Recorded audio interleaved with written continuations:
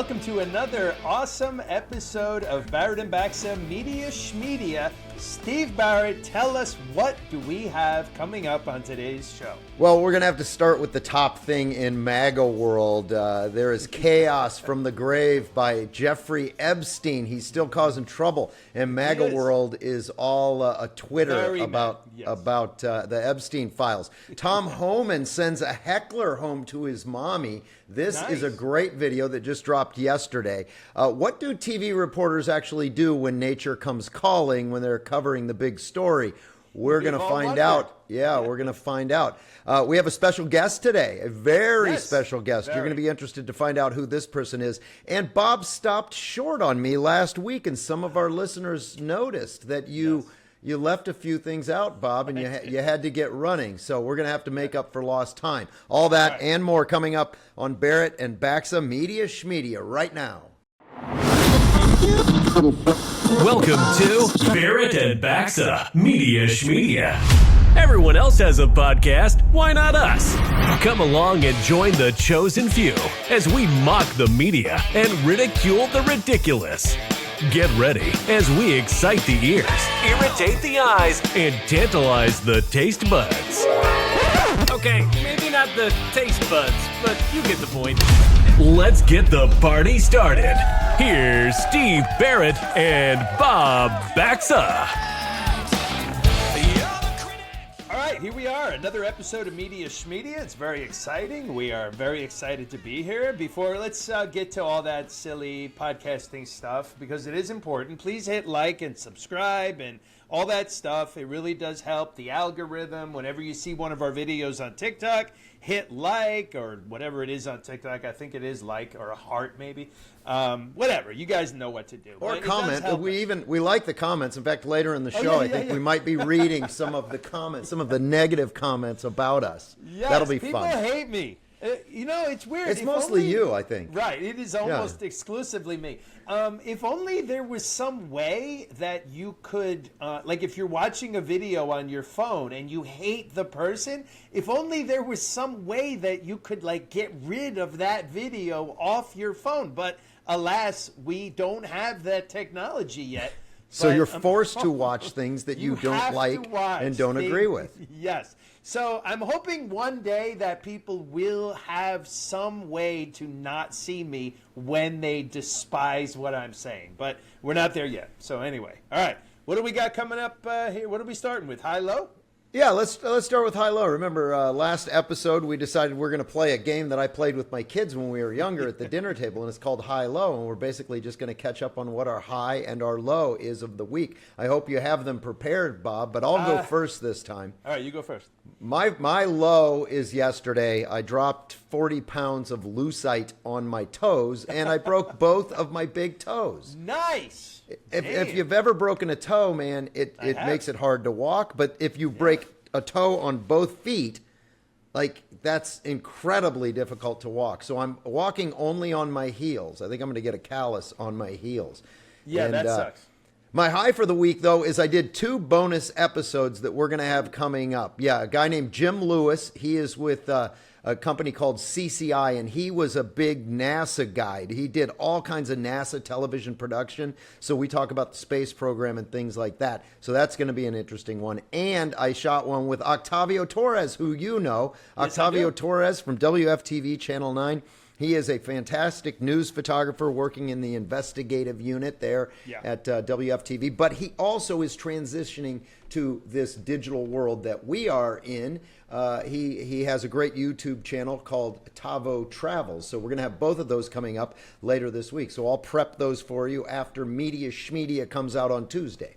All right, sounds good. So I'm going to say my high, I was just in my garage and I found a gigantic sign that I made on a bed sheet, and I'm going to tell you guys about it. And the high is that it's going to make my best girl vomit to be reminded. This is something I did in the very beginning of our relationship. I made a sign for my best girl and I hung it on the front of our house, and it's huge. I mean, the letters are like 12 feet high. And so I just saw it in the garage. I haven't seen it in so long. and it reminded me of how corny I was in the beginning. And just reminding my best girl about this is going to make her physically ill. So that's a high. And my low is I have come to realize, we went to this place yesterday. It's called Up, and it's like a rock climbing place, but way beyond rock climbing. Like, there's like 20 different rock climbing walls of all different skill levels. And some of them are so easy that it's like a ladder. You just climb right up. And then others were like real rock climbing. And 5 years ago, I could easily do a rock climbing wall. And now I can't do an actual rock climbing wall. Like, and I'm in good shape. I'm in very good shape. So wow. I think aging, it's a sad realization. No matter what you look like, it's what you feel like, Bob. Yes, that's true. But apparently aging wins every time. Aging eventually will beat you. So which is why you drop things like lucite on your feet. On your feet, that's kind of funny. Yeah, there you go. So speaking of high lows, our viewers had a low last week, and I think maybe a pet peeve when you stopped short, man. Yes, I know. I messed up. You stole Frank Costanza's move, man. I did stop short. Speaking of Frank Costanza, do you see my shirt today? I do. My shirt says importer-exporter Vandelay Industries. So which is Frank's son. Yes. Frank's son is an importer-exporter. If you remember Seinfeld, this is a fake company made up by George so he could keep getting unemployment benefits. And it was a great episode. So anyway, what were we just talking about? Oh, why I stopped short. The reason I stopped short is that we've been going, in the beginning of this podcast, as you know, we thought that 40 minutes was a good length of time. And then people were telling us, why don't you guys go longer? So we started going like an hour and 15. I think we might have done a couple that were like an hour and 20. Right. And then the lady, somebody that we know in podcasting, kind of in the world, told us, no, you guys were right the first time, that 40 really is kind of the way to go. But anyway, last week, I happened to notice that we were like past an hour. And in my mind, like I thought we had gone too far. So I messed up. That's a long way of saying that I screwed up. So it was also 4th of July weekend. We both had guests in town, and so we were just sort of like trying to wedge it into a big weekend, which we do sometimes because we do this podcast. We record it on a weekend, even though you're listening to it after a Tuesday. So I'm going to talk about a couple of things that we skipped last week when you stopped short. One of those things would have been my pet peeve. And I love that people noticed that we didn't do the pet peeves. Yeah. So that tells me that people are starting to like realize what the little intricacies of our podcast are, and they like it. Well, here's the one. And I wanted to thank Michael Dubin, sort of a part of my family. And he suggested something that I said, wow, that's my pet peeve too. And it's these new craft cocktail bars when you go in, and it's only because, if you want to go up and you want to get like a rum and Coke, right? That's boom, a little bit of rum, a little bit of Coke, there's the ice. But then you've got these bartenders that are like crafty bartenders, and they're stirring it and they're smoking it, and they're like taking a little bit of orange peel and they're burning the orange peel, and then they rub it on the rim of the cup. Yeah, so the drink, so like one person's drink will take like 15 minutes to make. Meanwhile, there's all these other people that just want like a gin and tonic. Right. Or a beer. How about a beer? Or a beer. Right. Yeah. So you're waiting on that other guy. So maybe they should set one bartender aside. That's the guy that's going to do the craft stuff. And then just have the other guy do the regular drinks. Right. Or maybe just drink normal drinks and stop having these crazy That's true. drinks. You could do that too. You could do it that way. All the smoky stuff and Right. So we could do that too. So thanks, Michael Dubin, for throwing that out, because that is one of my pet peeves as well. But also the other thing that we skipped was we had a good SDT going. Stupid Democrat trick? Yeah, we had a good stupid Democrat trick. So we're going to start with that. This is just before we get to our top story of today, which is pretty serious. But I just want to do the special Democrat trick. So if you don't mind, Bob, I am going to play this tune for you. It is absolutely fantastic. This is a good one. 'Cause we need a change to protect democracy. We've got to stand up if we want to see a future for the territory. Nothing left that we can do. It's the voice we want. Honesty, it's the voice we want. Integrity, it's the voice we want. Democracy, the voice we need. Oh, yes, indeed. So Wow. is that, How Bob, is that is real? that Are you supposed sure to we're not be? getting punked? Are we getting punked? Is that We supposed to might be be. the song from Grease? You're the one that I want. You Oh, are I don't the one I know. want. I mean, I there think was that's no what they were tune. trying to do. It has That- no tune. And these people, if you want to try something, try sometime, play any song, and try to clap on exactly the wrong beat every single time. It's very hard to do. Very hard. And you'll find yourself, almost against your will, you'll start clapping on the beat. It's almost impossible to be as off the beat as those people are. Plus, like, they don't even... Shouldn't you get the words figured out before you start that? Like, they were all singing, they had different words. Like, Yeah, what and- in God's name was that? And if you were only able to Seriously. listen, what that was, it was 5 people standing around singing a song with these Phil Scott for something. Yeah. And I don't what even it know is. what they were singing for. But in any I think it's case, some kind of Democrat thing. I don't know Wow. why they continue to try to sing and make new songs out of it. Like Hey Joe, like turned into Hey Right. Trump. Right. You know, Democrats, the other- stop singing. Stop. And the other thing Seriously. is, so we might be getting spoofed because this is so ridiculous it could be AI. And it reminds me of this other thing. And we need to clear this matter up because we actually got punked by AI. Yes, And we did. this is interesting to me because we keep talking about how are we going to know the difference between AI and the real thing. And Right. in this case, we thought it was the real thing, and it turned out to be AI. I'm going to share my screen just one more time, and I'll play the clip again. We're going to show it one more time. And we thought that this was real. We really We did. did. We Yes. thought that this was real. So this is what we're calling, the whatever is trending protester. And right. we'll play it real quick for you. What exactly are you protesting today? I don't know the issue, but I stand in solidarity with whatever's trending right now. So now if reason you that's so look in the good- background back here, it Yeah. says justice for something. something. Yeah, And we that's didn't when I see realized, that. wait a second, this is an AI clip. That's Right. how I knew. So But the thing is, that girl could be real. Like, she does seem like a normal Democrat. There are absolutely Democrats that, I mean, we see them interviewed all the no, time. I've seen When clips you where go- they don't know what they're actually protesting. No They're just clue. like, I And just they- came out because or they say, well, I'm protesting because of the things Trump is doing. And the person will, like, not even trying to be a dick. They'll just be like, okay, like what? Well, everything. Okay, give me, like, 3 things. Well, I mean, there's so many things. Okay, give I me can't. one thing. Give me they literally can't one get thing. down- And they're like, boil it down "Oh, to one." Just get out of here. And then they start cursing and, like, blowing whistles and stuff. Like, they have no idea why they're doing that. None. yeah. All right. All That's right, an moving oldie on but a from the goodie. fun stuff, and we're going to move into now our top story, which is the breakdown in MAGA world. MAGA world yeah, is yeah. not happy right now. No.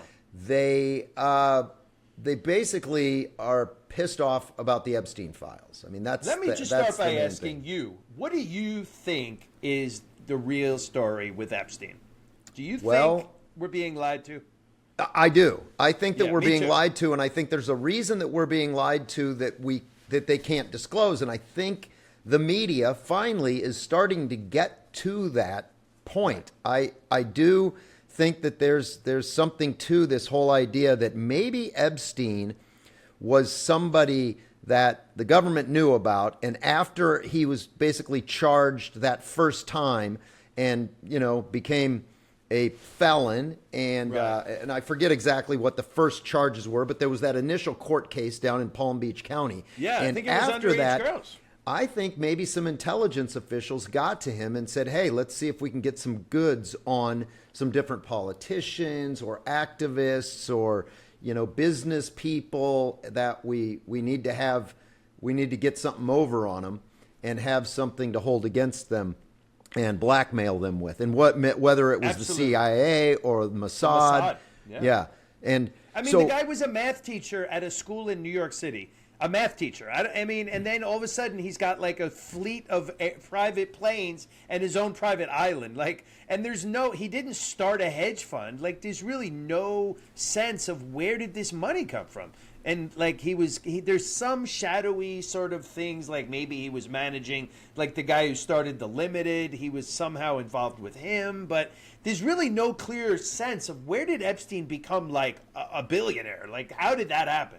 And no one really knows. And it does. And now plausible. Pam Bondi has come forward and said, well, when I was talking about the list being on my desk, I meant the file was on my desk, and there's not really a list. But you and I were talking about the fact that, Ghislaine Maxwell is in prison, right, for sex trafficking. For trafficking.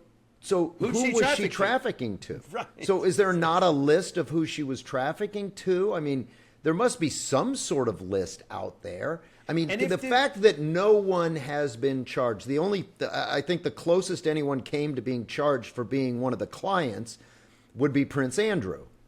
Right.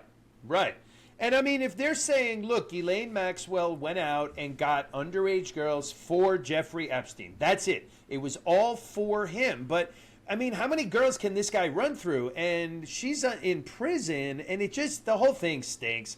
Pam Bondi has handled it horribly. I'm hearing that Dan Bongino is very pissed at Pam Bondi. That's what MAGA World has been saying. Everybody's reporting that.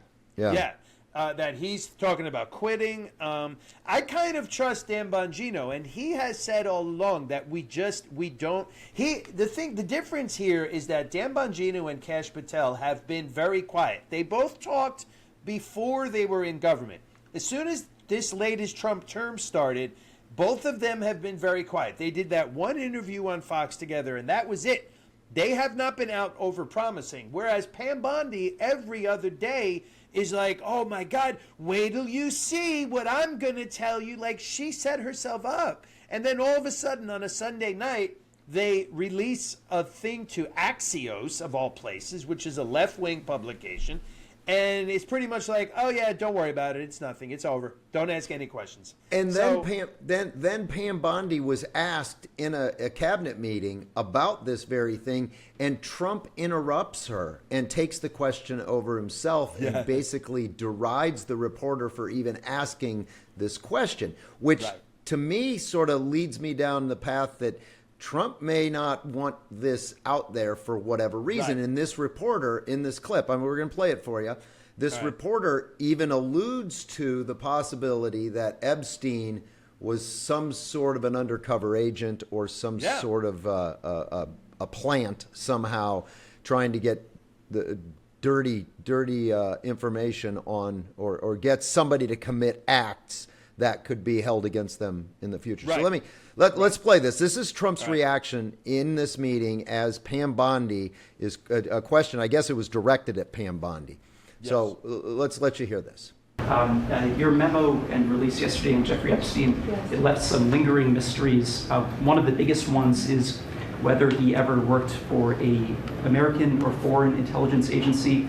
The former Labor Secretary, who was Miami U.S. Attorney, Alex Acosta, he allegedly said that he did work for an intelligence agency. So could you resolve whether or not he did? And also, could you say why there was a minute missing from the jailhouse tape on the night of the step? Yeah, sure. If Pam, could I just interrupt for 1 second? Are you still talking about Jeffrey Epstein? This guy's been talked about for years. You're asking, we have Texas, we have this, we have all of the things. And are people still talking about this guy, this creep? That is unbelievable.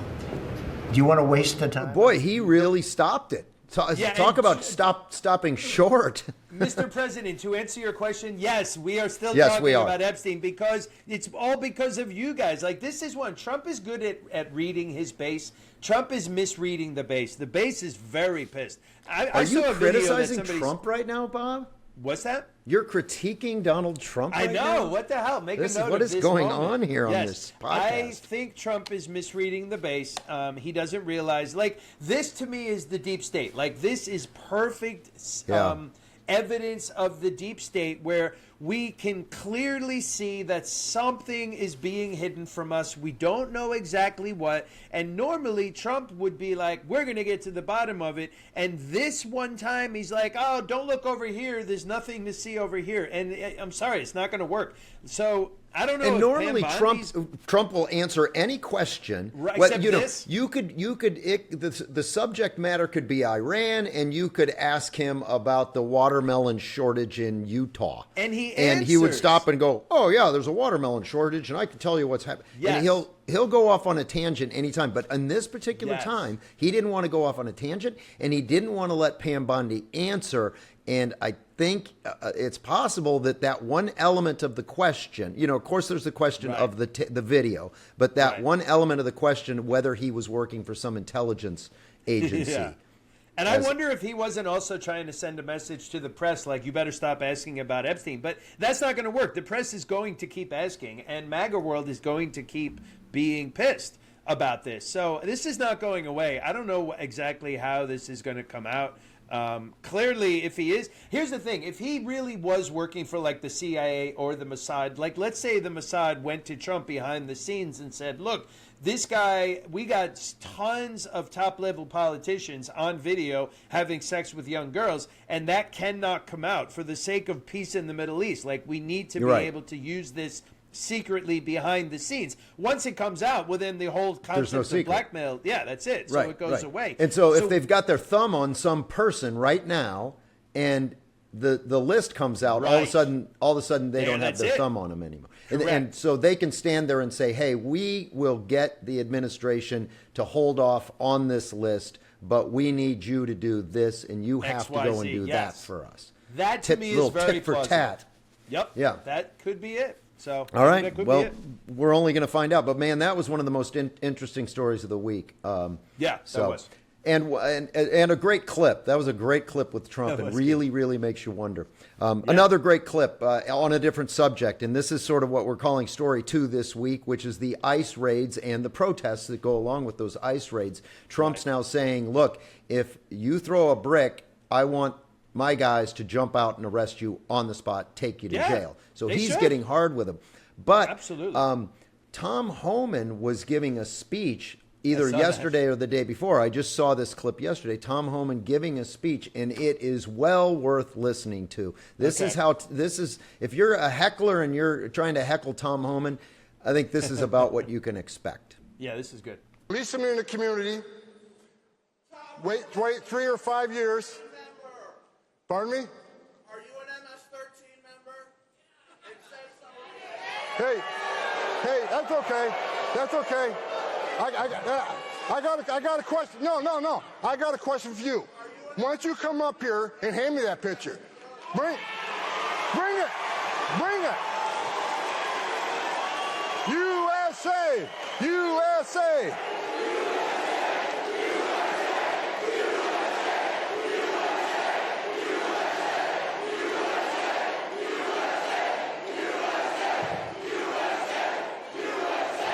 All right.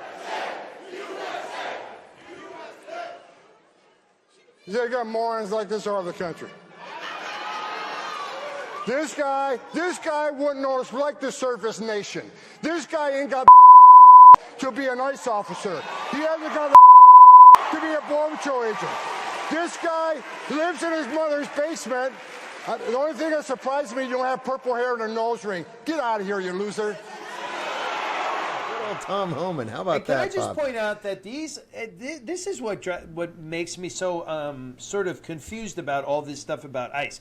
These laws, these immigration laws, were passed by both Republicans and Democrats. So the Democrats have controlled all of Congress at points, going back 25, 30 years. We've shown video of Bill Clinton talking about immigration, very hardline. Barack Obama, very hardline. Every Democrat has been super hardline on immigration at one point or another. Democrat votes have helped to pass these laws. So you guys are protesting against laws that you passed. Why, if you were this against them, why didn't you change the law when you controlled both houses of Congress? And the answer is because you just hate Trump. It has nothing to do with immigration. It's Trump. It's always orange man bad. That's always what you're talking about. And it Always. seems, and unfortunately, it seems like the ruling by the Supreme Court a couple of, 2 weeks ago now, really hasn't stopped all of the lawfare against the deportations. In fact, just this week, another district judge ordered the Department of Homeland Security has to have a methodology for officers to determine reasonable suspicion outside of apparent race or ethnicity. But the interesting thing about this one is I love it when there's a funny name. I just love it. And I'm going to try and pronounce it. This is Judge Mamie Awusi Mensah Frimpong. Nice. How about that? I could tell. She's Mamie clearly a Awusi Democrat. Mensah Frimpong. Yeah, I mean, with a name like that, you might think that they are. You know, we could ask Donald Trump himself. We may have him here to ask him about Mamie Frusi Mamusi Mempam. We'll ask him. Donald. Ask Donald. Ask Donald. President Trump, what do you think about... he's got something to say. Hang on. You never know, but I think so. You never know, but I think so. This is President Predicto. This is Donald Trump. You're not looking at it. There's a glowing globe in Bob's hand right now. There's a glowing globe in my hand. Donald, Mr. Trump, Mr. President Predicto, are we going to keep deporting these people at the same rate?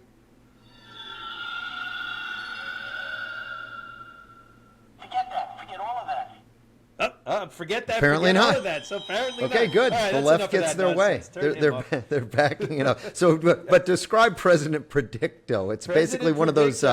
It's like the like 8-ball, right? 8-ball. It's for the new age. It's got Donald Trump on it, and you wave your hand over it and ask it yes or no questions, and it gives you answers in Donald Trump's voice. It's very fun at parties. It's great fun. But all seriousness, they passed these laws that they're protesting against. Like, change the law. If you don't, we're just enforcing laws that are on the books. I mean, come on. And that's what's so weird. Well, the Democrats only get mad when it's a Republican president doing it. And so we love Mark Halperin now. I love listening to his. It's called Next Up. I thought it was called Up Next, but it's called Next Up. I guess it doesn't matter. One, tomato. Right. But he likens Trump to chemotherapy. And he made a really good point on his podcast. He says that he's like chemotherapy. This woke cancer grew in the United States, and now we have to take tough action. And chemotherapy is not a comfortable thing when you have cancer, and it basically sucks, but it gets rid of the cancer. So he compared Trump to chemotherapy. I think that's a good analogy. Perfect analogy. Like, the chemotherapy is going to hurt you. You're going to lose your hair. You're going to be sick. You're going to be vomiting. Like, it's terrible. I've known people with cancer. The chemotherapy is horrible, but you have to go through it to get rid of the cancer. And in the end, hopefully, the cancer's gone. And that is such a good analogy that Trump is someone for this moment. I mean, he comes with a lot of faults. We're the first to admit. But we need someone. You guys made this mess. We didn't make the mess. Joe Biden opened up our country and let 25 million unvetted people in. So we've got to take crazy, harsh measures to get them out, And you can bitch all you want about Jose, the nice gardener down the street. But the reason he's here illegally is because you guys opened the doors. So All right, moving on. We're going to do some quickies now. Diabetes Barbie came out this week, Bob. Yeah, what the hell? Barbie with what? Does Barbie need to have diseases now? I don't think so. Nothing against people with diabetes. I know plenty of people with diabetes. Right. But does it make them feel better about themselves that there's a Barbie? It's very weird. Like I have this weird disease called Dupuytren's contracture, and it makes my hands curl up, right? But I don't need a Dupuytren's contracture Ken doll. Right, no. I don't need him to have that. Diabetes Barbie looks exactly the same as regular Barbie. They did some study that Barbie's proportions are so insanely crazy. Like, if you look at the size of her boobs compared to her waist, that if she was like 5 feet 8 inches tall, she would have like 84 triple H breasts. Like, her breasts are so gigantic and a 16-inch waist. Right, out of proportion. Like, her body proportions are bizarre. So maybe instead of giving Barbie diabetes, maybe work on giving her a normal-looking body instead of this stick figure, gigantic boob body that she currently has. I don't know. All right. It's a very strange product. Kamala Harris, apparently there was something that we didn't see from Kamala Harris during the last election cycle, and it was from, he's not a podcaster, he's more of just a social media guy. He does, you say hot takes, like he goes up to people on subways and asks them weird takes. Yeah. Tell us about this guy. Apparently it's a TikTok. I think it's a TikTok show, and he seems to have a lot of followers. And I guess a hot take is when, like, you just say something that some people might disagree with. Like, a hot take might be, I put peanut butter on my pancakes. That's my hot take. And then you talk about why most people would think it's weird to put peanut butter on pancakes. I think it's great. Here's why. And I talk for 2 or 3 minutes about why I think it's great to put peanut butter on pancakes. So this show, he just goes up to people on the subway and asks them to give them a hot take. So apparently Kamala's team contacted this dude, and his name is Kareem something, but I think he's a white guy, which is kind of weird that there's a white dude named Kareem. That seems Kareem odd to Rama. me. Yeah, he's white. I think he looks white to me. But anyway, he's a white guy named Kareem. So I guess her team contacted him, and I'll show while we do this. I'm going to show you his YouTube channel right here. This is Kareem's YouTube channel. Go ahead, Bob. All right. Maybe he's multiracial. I don't know. I'm not sure what his racial background is. But anyway, he was contacted by her team, and they were trying to figure out, like, what would be her hot take. And at some point, I guess they decided that she was going to say bacon is a spice. And he was like, all right, that's weird. I don't think that's the one you should do. But apparently they insisted on it, and they did it. And it was so bad that this guy said that he was afraid that he would be blamed for her losing the election. And so he was doing an interview, and the interviewer said, it was that bad? And he's like, yeah, it was so bad that I guess they mutually decided to never release it. And of course now, we have to see it. Come on. Well, somebody's going to pay him a lot of money to go ahead and release this. And unless Kamala's people made him sign something that said, never will you release this. And so I don't know. Kamala is the gift that keeps on giving. I mean, she's so unnatural and weird, man. So I guess just another example of something weird that she did. So anyway. And we have another example this week of someone getting in trouble for saying that America's great. What a horrible thing to say. Jason Kelce, who is the brother of Travis Kelce. He's also an NFL player. He's the bearded one, the bearded one. He's retired. Yeah, he's huge. He's he's an NFL lineman, and I guess he basically said America's great, and he just got hammered. There's a special word that kids use for when you get strongly criticized online. Is it ratioed? Am I using that correctly? Ratioed? I don't know. I think that's a slang term. Let's see. And anyway, the way I would say it was he got strongly criticized online by lots of people, and people were just like, read the room, Jason. America is not great. Like, we're at the point where if you say America's great, if you're on the left, and I guess he's thought of as being on the left, you cannot say anything positive about Trump, certainly never Trump, and you can't say anything positive about America. You're just not allowed. So he got hammered because of that. All right, and also this week, Joe Biden said that European leaders want him to get involved in world politics again. Is anyone calling, or is this another one of Joe's hallucinations? I'll tell you what's happening. Someone is making things up for Joe. Oh. Because even Joe's not making that up. Joe didn't make that up. Somebody else made that up and said world leaders want him involved. Yeah. You know what? That's a great... yes, you're 100% right. Someone in Biden world said, what could we put out that would make it seem like Joe is still relevant? I know. We'll say that world leaders are contacting Joe and telling him to get involved. That's it right there. You got it. I nailed it. Yeah, they're begging for him to be Right. on the list. And that All is right. not happening. Speaking of media, Schmedia, we want to point out an article that came out, Red State, which, as you can imagine, Red State is obviously a right-leaning news operation. But I'm going to let you kind of read some of this, Bob, and I'll share it with you so that you can see it. I will need to see that. Yes. You will need to see it. I promise I'm you. an old man. Yeah, get your glasses on, sad. Bob. So this is Red State. Basically, hopefully they're going to do this every week, and we can look at it, and we can basically let them write our show for us. But it's that the would be good. worst outlet of the week, like dysfunctional media honors. So you can see now, this is the article right here, worst outlet of the week. And I'll scroll down, and here are the contenders. MSNBC All right, so the starting it contenders off. are MSNBC, Ali Velshi, and Elie Mystal. Now, don't forget, Ali Velshi is the original mostly peaceful guy. He's the one that said mostly peaceful. And Elie Mystal is the black dude who has hair like Don King and who just says insane stuff. Like, he'll literally say something so, like, he'll be like, you know that Trump wants to pass a law making it legal to kill black people. Yeah, it's a law. He's trying to pass it right now. Like, he'll just say crazy stuff. So, well, look at what they reference in this article. Okay. Supreme Court ruling allowing President Trump to there you murder go. foreign journalists. Yeah. What? I didn't even see that, and my example was very close. After the Diddy split verdict, the channel's legal expert insulted the all-female prosecution team as legal Barbies.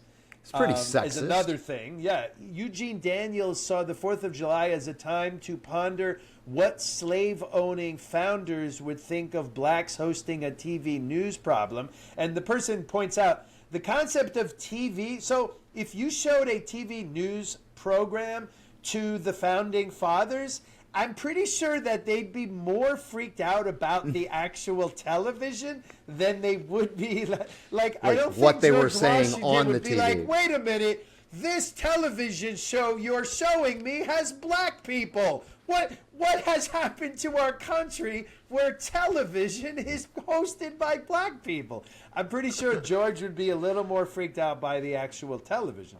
Hey, here's the thing that interests me is that this article says MSNBC continues to lose in the ratings, and they're watching them drop around 25% from the same period in 2024. So 25% down. No business can sustain that. No business can sustain that. And so that's MSNBC. Those were those. And now the next contender, of course, is CNN. In a disturbing dose of anti-government activism, John Brennan introduced a segment promoting a phone app to expose ICE activity. We've talked about that. Desperate to support New York City mayoral candidate Zoran Mamdani, the network found experts to support his government grocery store proposal, which was later shown to be based on his misreading the city tax policy. Jake Tapper was educated by Mayor Eric Adams on some of the disturbing positions held by Mamdani, and after the Texas flooding, Juliette Kayyem spent much of her time blaming Trump's cuts on the National Weather Service and referred to herself as an expert, despite being shown plenty of evidence defying her position. So MSNBC and CNN both in contention for the worst media outlet of the week. That would be a hard one to pick. I don't know who I'd go with there. I wonder what they'd say about the best media outlet of the week. I think it would be Barrett and Baxa. I'd say so. Yeah. Yeah, We I are think that would be clearly the it. best. Yeah. All right. absolutely. Before we take a little break, Bob, and you and I can get a drink and take a moment, we want to roll out a new segment. See, we're going to roll out a new segment like every 10 minutes from now until the end of the year. We have more new segments. like This that. one is the woke joke of the week. Basically, I like the sound of that. woke joke of the week is just going to be funny things that are very woke. And in this woke joke of the week segment, we're going to watch I guess this person is non-binary, but a non-binary person try and explain what non-binary is. So let me give it a share, and we'll just have a little laugh at this. Okay. You identify as non-binary? Yes. Yeah. What does that mean to you?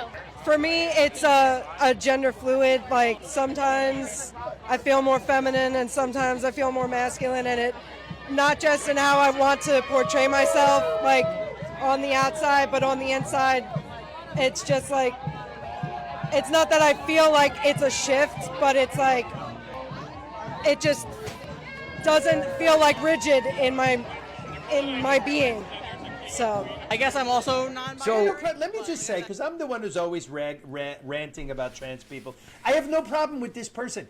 To me, that chick is just a normal lesbian. Like, if I saw her, she has blue hair, she's clearly a lesbian, she's clearly a very butch lesbian. Great, be a butch lesbian. Like, no one has any problem with you guys existing. Like, I'm totally fine with you being a butch lesbian. That's great. I have seen nothing wrong with that.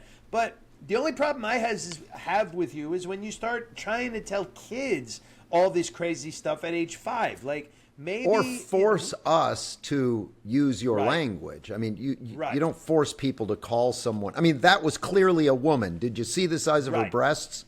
Right. You know, and those were. I know. I'm. You know, I'm not an expert, but I can pretty much tell a real set of breasts from a fake set of breasts in most cases, and those were real and large and looked like they came from her chromosomes. Right. You know, and she's obviously female, but if she wants to pretend to be a man, I guess it's fine.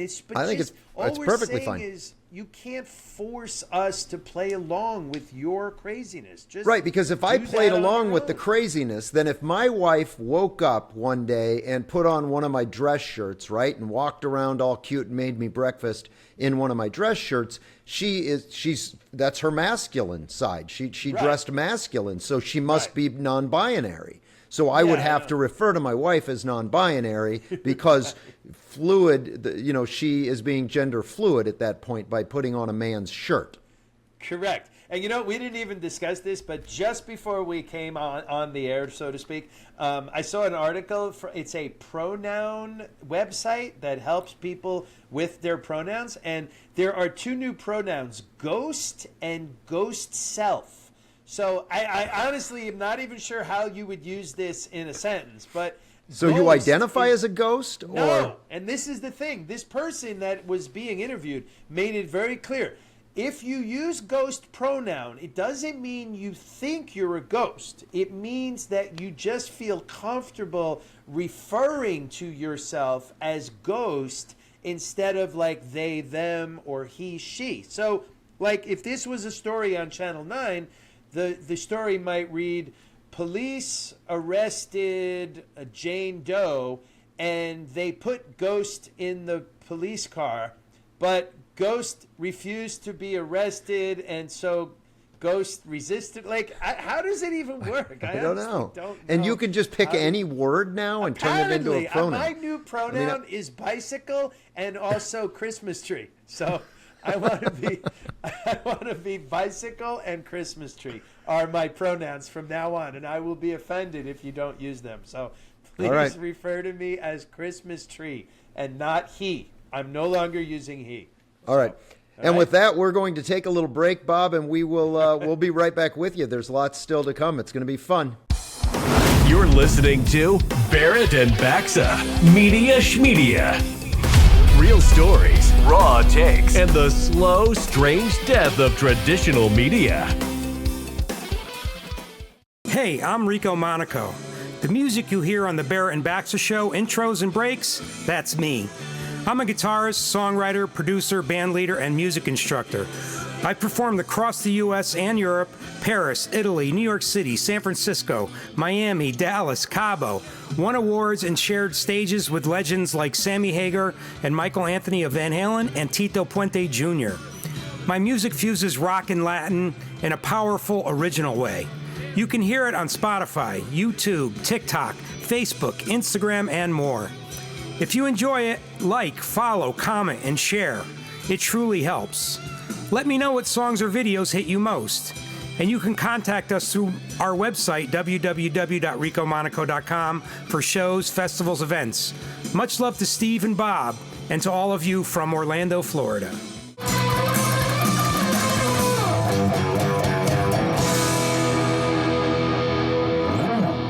All right, the two ghosts of the Barrett and Baxa Media Schmedia podcast are back with you now. That was Rico Monaco talking to you. I recommend that you listen to him anytime you get an opportunity and go see him live anytime you get an opportunity. We really love Rico, and thanks for the music, Rico, coming in. But Bob, before we go forward, see, I had earlier in the show, you talked about that thing you found in a garage, some sort of it was a blanket or a sheet with a sign.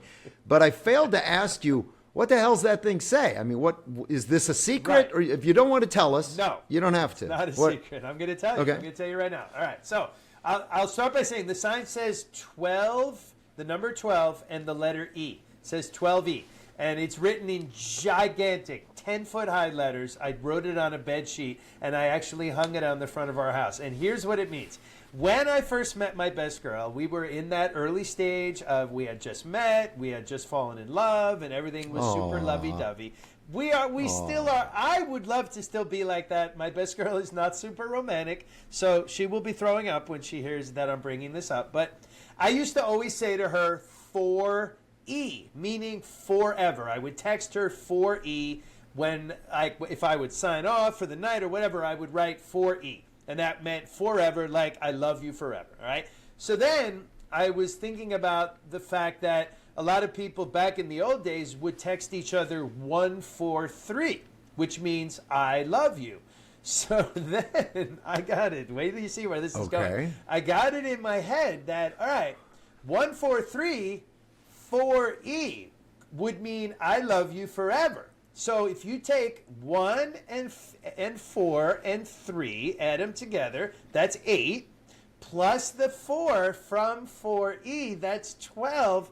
So our little cute secret love language thing would be 12E, which meant I love you. Yeah, and now I can see why. Like, I'm about to vomit. I literally, I spit up in my mouth just a little bit just then. She's listening.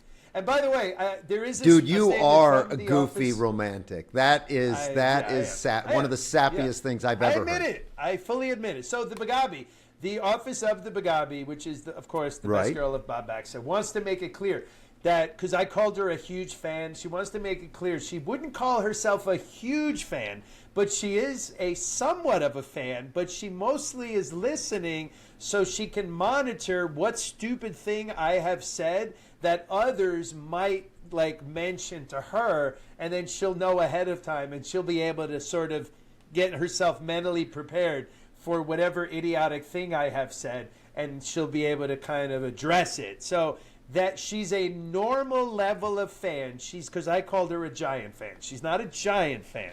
And she's mostly listening just to monitor what dumb shit that I say each week. Well, so that's from the Bagabi. We have statement from. Maybe we get a regular, course, an occasional statement from the office of Bagabi. The office of the Bagabi? Yeah, we could do that. And I just want to tell the Bagabi 12E, 12E. Oh, don't do that to me again. All right, don't do that again. All right. Moving on, Media Schmedia stuff. So we're going to talk today about one of, I guess, Bob's favorite people. You love this guy, Brandon Gill. Oh, I do. Yes. All right, I'm going to call this clip up because you wanted to play a couple of different clips with him. One is with this Dr. Harper. So explain first, as I set this up, explain what we're going to be listening to here. All right, so we're listening to a guy named, this guy is Dr. Harper. I'm not sure of his first name. Maybe it'll be in the thing. He's a DEI expert. He's testifying in front of Congress. Brandon Gill is a congressman from Texas. He's a rising star in the Republican Party. He's young. I think he's only in his 30s. He's a good-looking guy. He's very photogenic. Well-spoken. Very well-spoken. He's really an up-and-coming star. I think he might be in his first term. Maybe it's his second term, but I'm almost certain. I'll have to look it up. Pretty sure he's in his first term. He's actually married to Dinesh D'Souza's daughter, which is like a weird little side note. Yeah. But this guy's awesome, and he always asks these people really good questions, and he traps them. And so we're going to watch this dude who is black, and that is relevant. You're going to see why that's relevant. Brandon Gill is white. This dude's black. He's a DEI expert, and Brandon Gill is questioning him about his personal beliefs. Thank you for holding this hearing, and thank you to all of the witnesses for taking the time to be here. We certainly really appreciate it. Dr. Harper, I've got a couple questions for you. Just starting out, do you believe that ageism is a form of bigotry? Yes. You do? Yeah, I thought so because you wrote an article saying that ageism in media discourse about Biden's reelection is an issue. Do you still believe that ageism was an issue in the past election cycle? I believe that ageism in any form and in any context is a problem. Do you believe that Americans who were concerned about Joe Biden's age were bigoted? I did not say that in my article, nor do I claim that now. You said that ageism is a form of bigotry. Ageism is a form of bigotry, but I did not say that in my article. You cannot misrepresent my ideas. Okay, well, why don't you provide your explanation for that? Ageism is a form of bigotry. People who were concerned about Joe Biden's age were ageist. How do you square that? I'm less concerned about Joe Biden's age. I am more concerned about young people and older Americans being systematically denied opportunities and access because of their age. Do you think that Joe Biden's age had a relation to his cognitive decline? That is outside of my area of expertise. Do you need to be an expert to determine whether I got a comment on. So this is why Brandon Gill is a freaking genius. So he says to the guy, do you think, he says, you wrote in your thing that ageism is a form of bigotry. And then the guy says, yes. The guy's an obvious gay black guy, whatever, fine. He's a little flamboyant and he's clearly a leftist, but fine. Ageism is a form of bigotry. Yes. Do you think that Americans are ageist? Yes.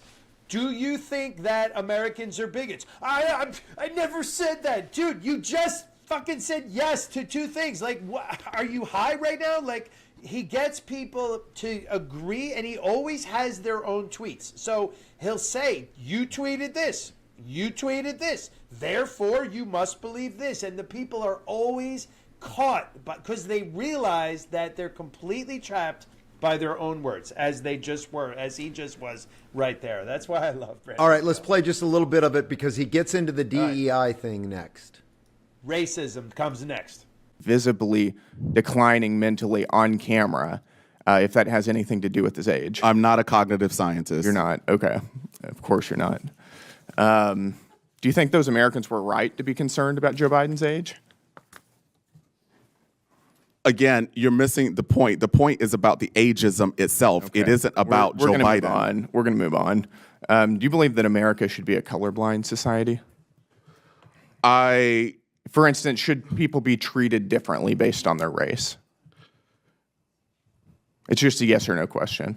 It's not a yes or no question. It's a yes or no question. It is as I said in the beginning of my testimony, America yes has no not done right by indigenous peoples, by black people, by Asian American and Pacific Islander people. Should people be treated differently based on their race? Yes or no? People should receive the services and the support and the remedies that are owed to them. That they should be treated differently based on their race. They should receive the remedies that are owed to them because of the systemic racism and injustice. Do you believe that race should be considered in employer hiring practices? I do not believe that white people are the only qualified people for jobs. I didn't say that. Nobody said that. I asked you if race should be considered in employer hiring practices.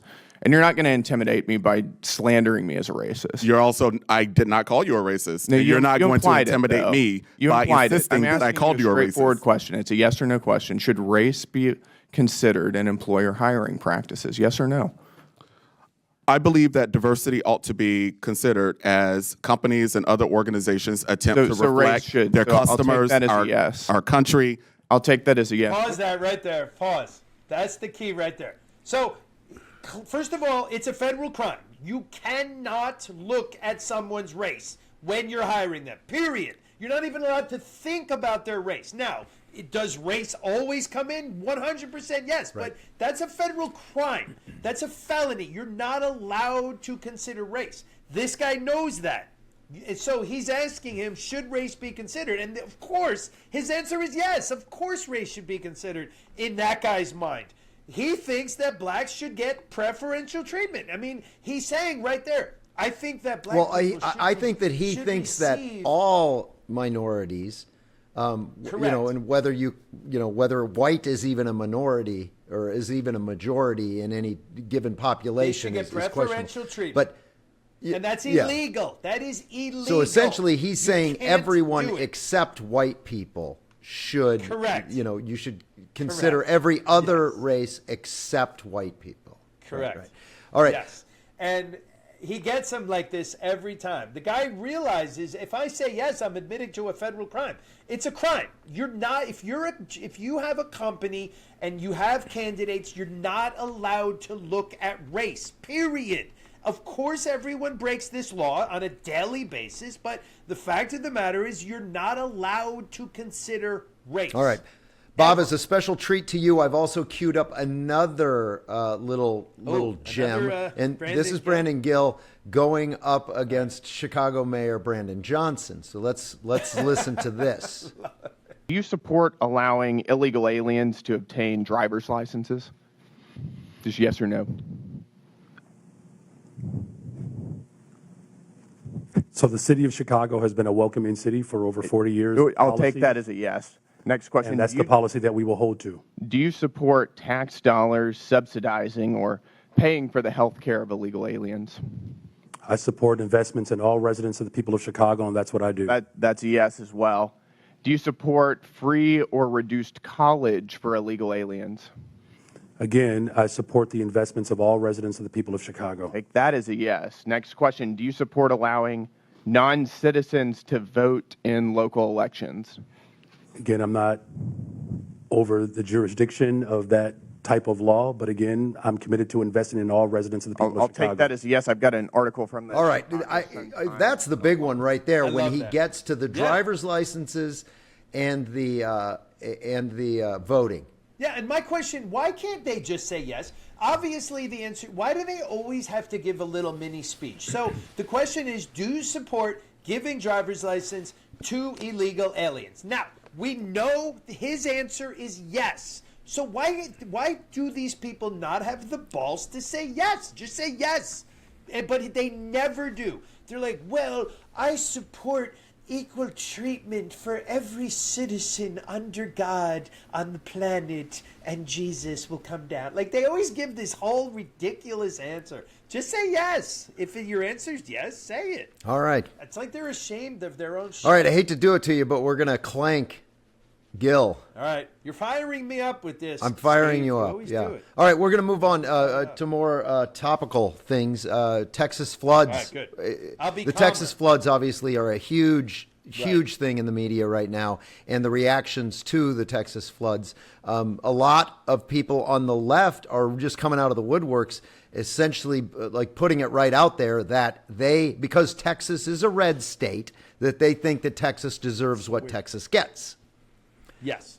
They do. I mean, people have essentially come out and said little 8-year-old girls should drown if some of their parents maybe voted for Trump. Like, this is what is being said on Twitter. I realize the internet is a cesspool and not all Democrats are like this, but this is what some Democrats are like. They're saying that, and like we were talking before, there's no such thing as a 100% Republican area. Like, Florida is a red state, but there's Democrats in Florida. Plenty of them. So, yeah. So when you hope for a national, like you hope for a tornado, like that can only kill your political enemy, like it's so ridiculous. And I want to share an article about a pediatrician who essentially, let me share this real quick, and we'll talk about it. Yeah, this woman is a doctor. Fired over. She's getting a lot. Yeah, she is getting a lot of.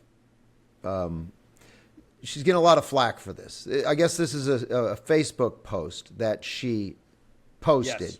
And she says, here's the quote right here. I speak to you as a mother, a neighbor, a pediatrician, and a human being who is deeply sorry. I take full responsibility for social media comment I made before we knew. Wait a second. Hold on. I've screwed this up. Yeah, that's the apology. We should have the actual comment, and I think it's in here somewhere. Yeah. Oh, here we go. Here's the actual comment. May all visitors, children, non-MAGA voters, and pets be safe and dry. Kerr County MAGA voted to gut FEMA. They deny climate change. May they get what they vote for. Bless their hearts. Bless their hearts.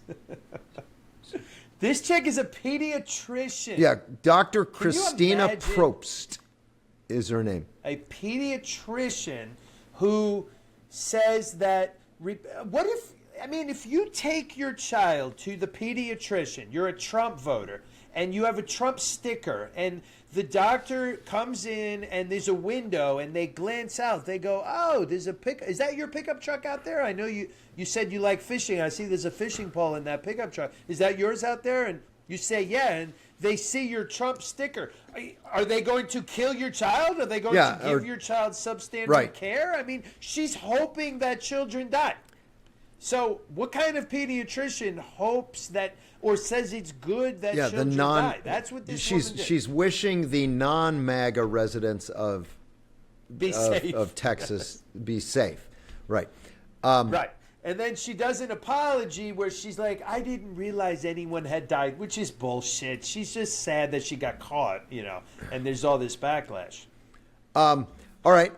Another on the same subject here. I'm going to share this also. This is this tasteless cartoon that we were talking about by a guy named Adam Zeiglis, and this this appeared in, I believe it's called the Buffalo News. We'll just share the picture I want you to describe, because not everybody's looking at it. Just describe what we're seeing in this cartoon. It's your typical newspaper cartoon. Right. So it's a guy who's clearly drowning. It's a flood, and it says Texas on a sign, and the guy is wearing a MAGA hat, and he's holding a sign that he's clearly drowning. He has a sign that says help, and the speech bubble is saying government is the problem, not the solution. This is a very I'm hearing a lot on the left about this, where they're trying to somehow conflate two different things. We do say small government. Small government does not mean no ambulance service. Small government does not mean no policemen coming to your house if you're getting your ass kicked. Small government does not mean no one coming to save you from a flood. Small government means if there's an office down at the budget department and 3 people could easily do the job, but the office has 14 people working there, that's what we're talking about when we say cutting government. We're not talking about cutting emergency services. No one is saying that we don't want ambulances. So it's just ridiculous to say that a guy in a MAGA hat, that because he wants small government, it's implying that he's a hypocrite. Because he's MAGA who says small government, but now he needs government to come save him from a flood. So I'm seeing a lot of this on the left. It's bullshit. It's a stupid analogy, and no one says that. All right, speaking of dumb things in newspapers, and I want to read the exact quote. So, we've got the Barrett and Baxa text thread that we use every week to make the show. Right. And this is what you wrote in the text thread. And I immediately said, before even reading the article, I said, we absolutely are going to use that in the show. And what you wrote was, an actual clown wrote a Washington Post op-ed saying Trump is not a clown. So, and that is true. All right. I'm going to share the article because it's a very funny article here. It's really funny. If you can see it, you can. If not, we're going to talk about it here. Donald Trump. So this is, they want me to subscribe. But and I am subscribed on my other channel, or on my other computer. Let's see if I can sign in. But in any case, I'm not going to be able to show it to you. So that's the pitfalls of podcasting. So it's an op-ed. It's an op-ed, and this person is like from an organization called Clowns Without Borders. Right. So there's so many funny things in this story. First of all, the fact that there are professional organizations for clowns. Like, who knew that exists? So it's funny on that level. It's funny that the Washington Post let a clown write a pro-clown op-ed for the Washington Post. That's funny. And then it's also funny that that clown, like leftist clowns, actual clowns, are upset because apparently in this article, James Carville apparently said that the Trump organization or the Trump administration is a clown show. So who knew that clowns there were offended clowns by this? Getting upset. Clowns are offended. Yes. Trump is offending everyone. Like, there's nothing, even clowns are mad. They don't want Trump to be called a clown. That's where we're at in our society. Like, clowns are upset. And if you read the article, the guy's like, clown, I'm a real clown, and we bring joy to people, and Donald Trump is not a clown. He just brings chaos. And a clown, a real heartfelt clown would never bring chaos to people. Like, you could just see this guy. I'm doing it. I believe this is the correct tone of voice. Like, he's all mad. Like, how dare you? A clown is a good thing. How dare you? Proud of our clown. We are proud of our clowns. He is, yes. Clowning is a sacred vocation from God. How dare you say Donald Trump desecrate is a the clown. You desecrated it. Yeah, I could just see this guy. I can just picture him yelling at his computer when he saw that Trump was called a clown. All right. So that was a good story. All right, question we asked earlier in the show is, what do TV reporters do when nature calls, when you're out in the field? So Right. I've often wondered we wanted this, to talk about, there's an article from, let's see, this article, I'm getting it from KFOR News. And it's from actually 2016, but we remember the story and we called it up because it's very media Schmedia related. And here's how the article goes. And I'm not gonna give you the guy's name or the TV station that we're talking about because we don't want to embarrass him because I kind of feel bad for the guy. Yeah. But Goodyear, Arizona. Dateline, Goodyear, Arizona. When you gotta go, you gotta go. But one Arizona reporter's desperate decision to relieve himself resulted in him being arrested and fired. Reporter X was working on a story for television station Y when nature called. Instead of just holding it, he walked across the street and took a squat on the neighbor's lawn. He might have gotten away with it if another resident hadn't spotted him picking up several papers from the street before leaning against the side of the home, dropping his pants and defecating in the yard, according to the police report.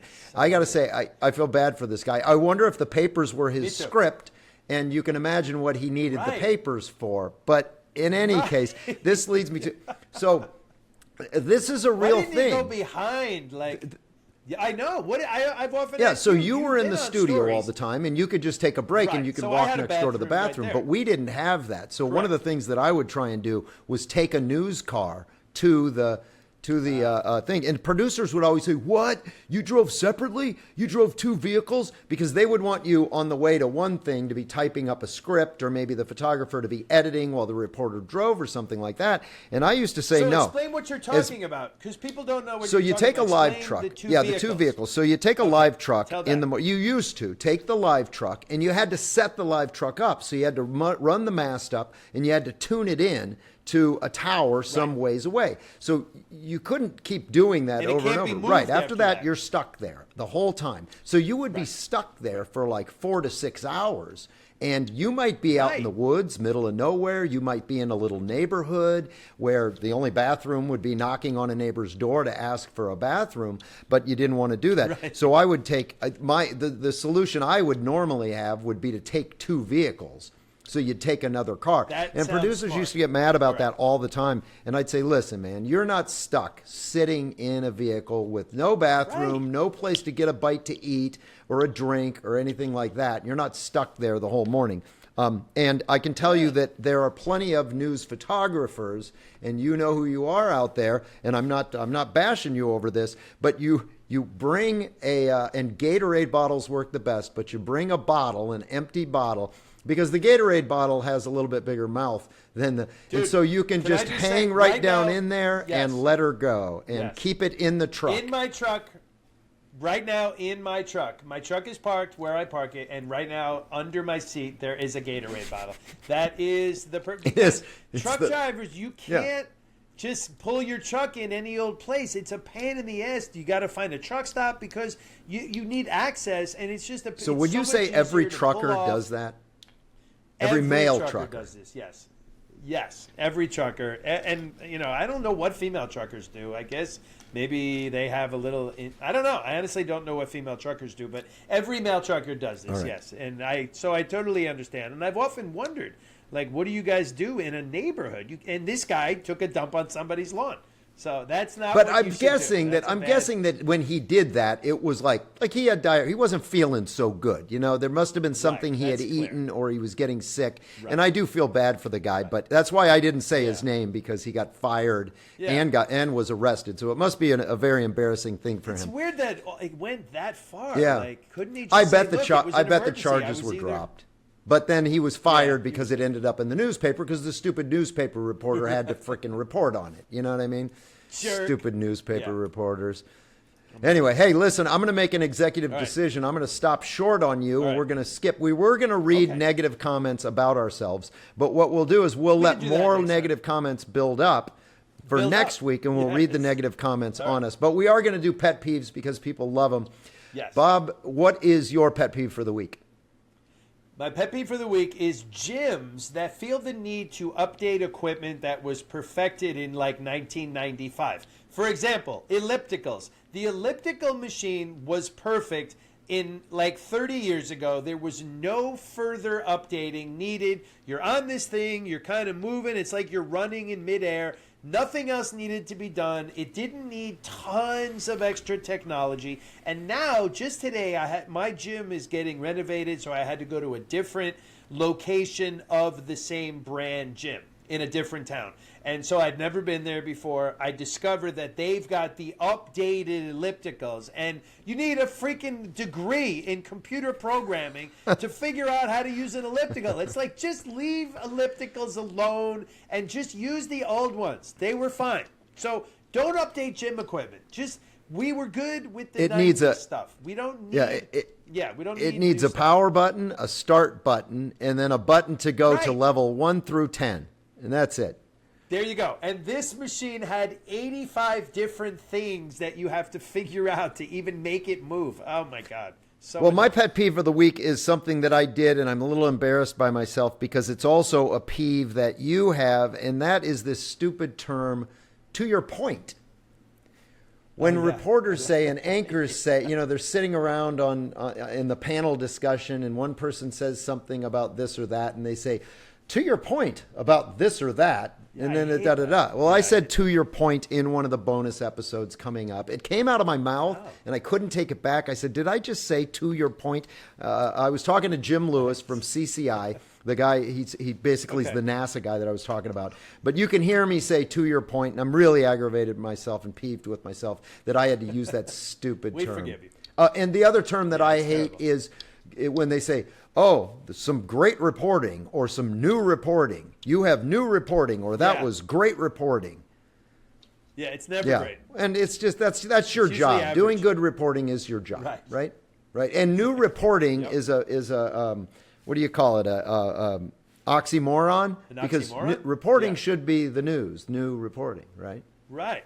All right. Well, hey, everybody, we're wrapping it up, but we want to invite you to like and share and find us on any platform that you can. If you're watching us on YouTube, don't forget that we're also on Spotify and we're on Apple Podcasts, so you can listen in your car. You don't have to be on your laptop or your phone, and you can listen. You won't see the cool clips that we have for you, but you can listen to us and all of that. And, of course, we're back every week. New episodes drop on Tuesdays. Those are the Media Schmedia episodes. The other episodes are bonus episodes. Those I don't think they're as fun because a lot of times they don't have Bob on them, and I'm interviewing someone during the week because Bob is out there trucking and he's bringing the people the goods that they need. Yes, all right, you get back to the trucking, Bob, and I will keep on trucking. See ya. Well, that's it for this episode of Barrett and Baxa Media Schmedia. Like, subscribe, and do all that other stuff podcasts want you to do. Be become one of the chosen few, the in crowd. You know, the cool kids, the ones who were passed out on Barrett's pool deck long after the party ended. You can say I love you like you used to be.